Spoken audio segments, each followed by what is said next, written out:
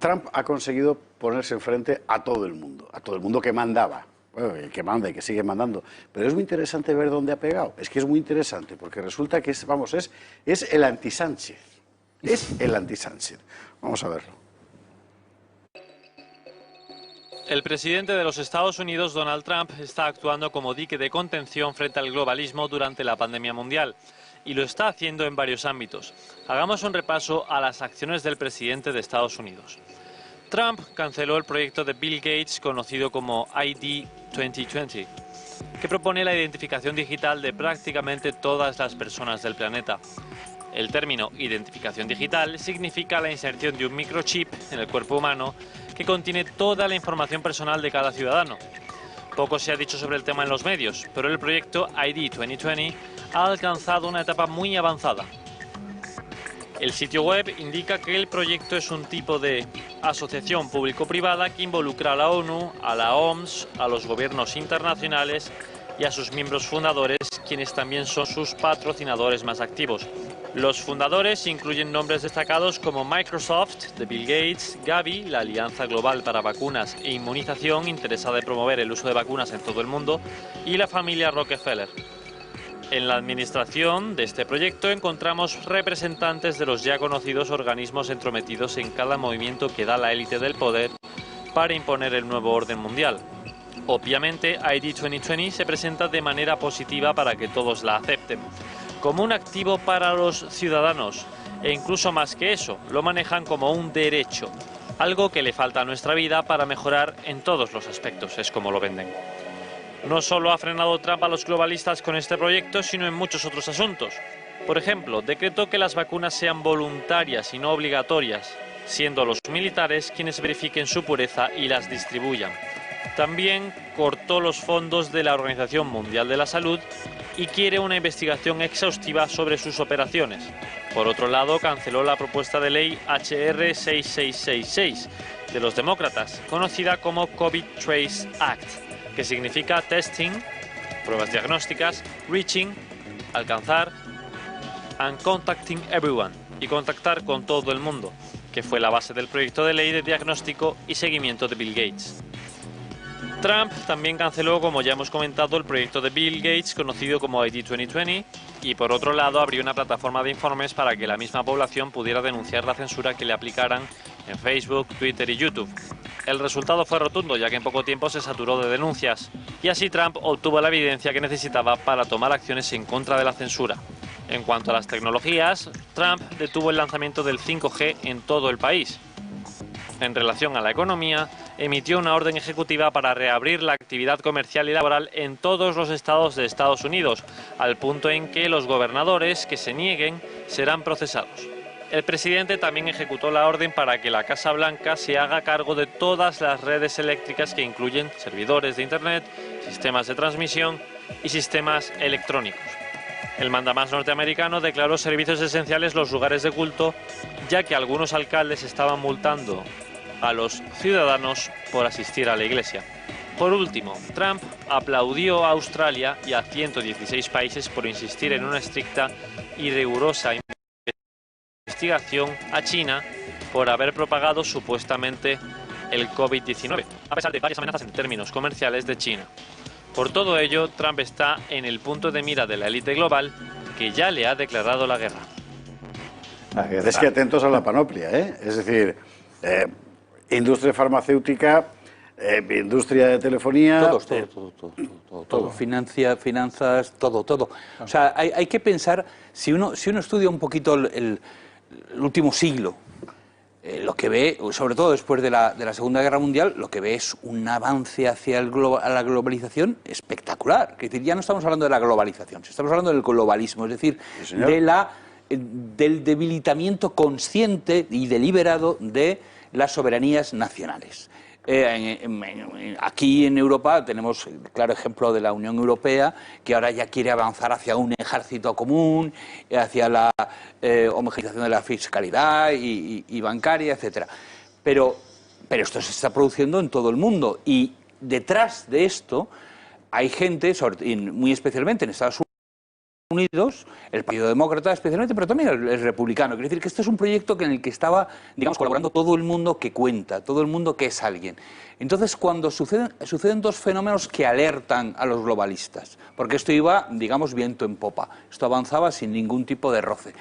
Y, ¡pum!, el primer problema, que es el Brexit. Claro, el Brexit, Cameron no lo hace para perderlo, lo hace para ganarlo. Y si os acordáis de cómo lo daban los medios, pues era pan comido. Iba a salir que no se iban de la Unión. Entonces esto fue una cosa tremenda. Y luego lo de Trump ha sido todavía más descarado porque, si os acordáis, a Trump en el momento en que ganó, incluso antes de que pisara la Casa Blanca, empezaron todo tipo de triquiñuelas para echarle, desde manifestaciones que querían también hacerse violentas, hasta recuentos, hasta presionar al colegio electoral para que incumpliera, digamos, su mandato y eligiera a otro, hasta, es decir, de todo. Hemos tenido, por supuesto, la trama rusa, que ha gastado cientos de millones de dólares en nada, y el espionaje encargado por Obama a la campaña de Trump, que ahora va a salir, y ahí tenemos la complicidad del FBI, en fin, tiene a todo el mundo en contra, efectivamente, porque es el mundo. Es decir, tendemos a pensar, tendemos a ver Estados Unidos como un imperio. Qué malos son los americanos que nos están haciendo esto, que están ingiriendo en todas partes. En realidad, lo que estamos comprobando, y si hay imágenes se pueden ver las ciudades ardiendo y tal, es que Estados Unidos es un país más del imperio. No es solo el centro del imperio. El imperio no tiene centro, propiamente. Yo estoy de acuerdo contigo completamente y metería, antes de dar la palabra a Juan Antonio de Castro, dos elementos más encima de la mesa, que es la suspensión del Tratado de Libre de Cambio con Europa, que aquí lo movía la izquierda, por cierto, la derecha ni se enteraba, pero que ponía literalmente todo el comercio entre los Estados Unidos y la Unión Europea en manos de las multinacionales, expresamente dicho así. Sí, que podían cambiar la ley. Y la suspensión, exacto, y la suspensión por parte de Trump del Tratado de Intercambio con el Pacífico, que fue absolutamente, que fue el auténtico detonador de todo, porque significaba que todos los proyectos que se había construido el mundo globalista, de ese mercado infinito y sin barreras, de repente desaparecía. Claro, a partir de ese momento... Él lo explica muy bien en un momento determinado, perdóname. No, por favor. Cuando dice, oiga, mire, es que yo no necesitaba esto. Es decir, es que soy rico, tengo una vida súper cómoda, una vida muelle, me ha ido muy bien en los negocios, y yo si estoy aquí es porque tengo un proyecto, porque creo que además hay que oponerse con todas las fuerzas al proyecto de los Clinton, de los Gates, de los Soros. Lo dice con toda claridad. Hay uno de los discursos antes de su victoria electoral, dice, yo vengo aquí a enfrentarme con toda esta gente porque creo que es una cuestión de supervivencia de América y de supervivencia del mundo. Yo creo que lo ha tenido claro desde el minuto uno, y sus adversarios también. No le han dado ni un margen de 5 minutos de descanso, ni de dejar de atosigarle con todo tipo la verdad es que en la mayor parte de las veces de mentiras. Yo no creo que lo haya tenido claro desde el minuto uno, en absoluto. Vamos a decir que el que haya seguido un poco la carrera de este hombre antes de entrar en la política, si tenía que hablar de política o si tenías que juzgar por los amigos que frecuentaba, era más bien demócrata. Es decir, era un tipo del que se podía esperar que si llegaba, que yo entraba me apego, Carlos, a uno de sus discursos más importantes en los que dice exactamente eso. Totalmente. Por eso te digo, pero no es desde el minuto. Es decir, que es un tipo que se ha dado cuenta en el momento en que entra la política, que entra como el gran millonario conocido por programas de televisión, etcétera, y que supongo que le encargaría una especie de estudio de mercado. Oye, ¿qué es lo que falta para que yo me presente? Y entonces se da cuenta que hay una enorme masa de votantes que no tiene a quién votar, porque los dos grandes partidos opinan lo mismo en esas cuestiones que a él le importan muchísimo, como puede ser el tema de la inmigración, como puede ser la deslocalización de las empresas, etcétera, etcétera. Y dice, este es mi tema. Y lo hace suyo, y en el momento en que lo hace suyo, es un tipo, digamos, eficaz y cabezota, y se lo toma en serio. Y se lo ha tomado muy en serio. Pero yo creo que ha sido así un poquito. Yo creo que es difícil explicarnos todo esto si no lo vemos desde un punto de vista geopolítico y de equilibrio de fuerzas y de nacimiento y de desvanecimiento, en cierto modo, del imperio americano y del crecimiento de China. Entonces el imperio americano se desvanece, cae y empieza a haber una especie de nerviosismo que se ve por las corrientes demócrata y republicana, con una fuerza de seguir ejerciendo el poder, aquí hay que sacar este país adelante y tal, y surgen, y hay las dos, digamos, las dos fuerzas que en este momento están imperando a nivel mundial. Una que es la visión del nuevo orden mundial, apoyada por los demócratas, Clinton, Bill, todos, Gates y todo ese grupo, y toda la agenda y todo el follón que estamos viendo. Y por el otro lado tenemos a Trump con una visión absolutamente mucho más de equilibrio tripolar, en el que podríamos ver a Estados Unidos, a China y posiblemente India en el futuro. Todavía no está. ¿Cuál de las dos vencerá? Es la respuesta de qué pasará con el post-imperio americano. Y eso es un poco lo que está reflejando esta guerra. Efectivamente, pero Trump se da cuenta de que al imperio americano le quedan 3 telediarios y dice, la manera es...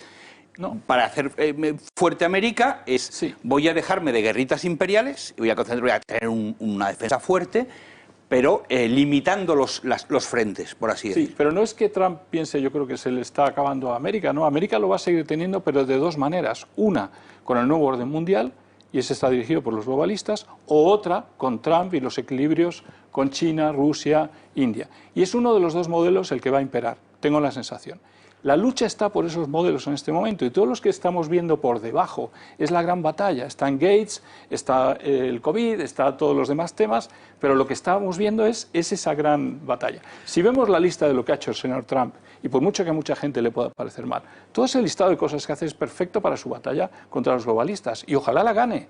Porque es que el problema de los globalistas... ¿Cómo no la gane? No, ojalá la gane, porque el problema de los globalistas es que son totalitarios y se nos viene encima, se nos ha venido ya encima muy gorda, porque este país ya está totalmente infiltrado y muchos países también, y nos va a ser muy difícil salir de esta historia, ¿no? Don Fernando Paz. Bueno, lo que pasa es que, vamos a ver, ante lo que estamos es ante una ofensiva globalista de la cual América es la primera víctima, en realidad. Es decir, América alberga en su seno el núcleo duro del globalismo, que desde luego, en mi opinión, si tuviéramos que personalizarlo en una organización, sería el CFR, el Consejo de Relaciones Externas. Sí. De ahí nace todo y de ahí emana Bilderberg, la trilateral, es decir, todos los organismos. Sí, lo veremos después, incluso su réplica británica, ¿no? El Consejo de Relaciones Externas de Gran Bretaña, y por supuesto favoreciendo de una manera absolutamente abierta todo lo que sea el libre comercio en todo el mundo y la destrucción de las barreras, y cooptando todo el poder de la sociedad americana, de gente muy conocida. Está ya en torno a los 1000 miembros el CFR, o sea que no son 7 que se reúnen ahí tal, aunque esté dirigido originariamente en las últimas décadas por David Rockefeller, que ya murió, por Henry Kissinger, y pues George Soros es uno también de los más destacados. Bueno, quiero decir con esto que, claro, vamos a ver, Donald Trump es un tipo con el que nadie contaba, o sea, un agente, una pieza del juego que ha salido de repente, con el que nadie contaba, porque esto era republicanos-demócratas, demócratas-republicanos, eran absolutamente intercambiables, daba igual, que daba lo mismo, porque lo que tenían unos ligeros matices en determinado tipo de políticas, pero las visiones se correspondían con el think tank del CFR, con el núcleo duro de eso, con la globalización. Lo que está haciendo Donald Trump es precisamente poner coto a ese tipo de visión de América, digamos. Es decir, hay dos Américas, para entendernos.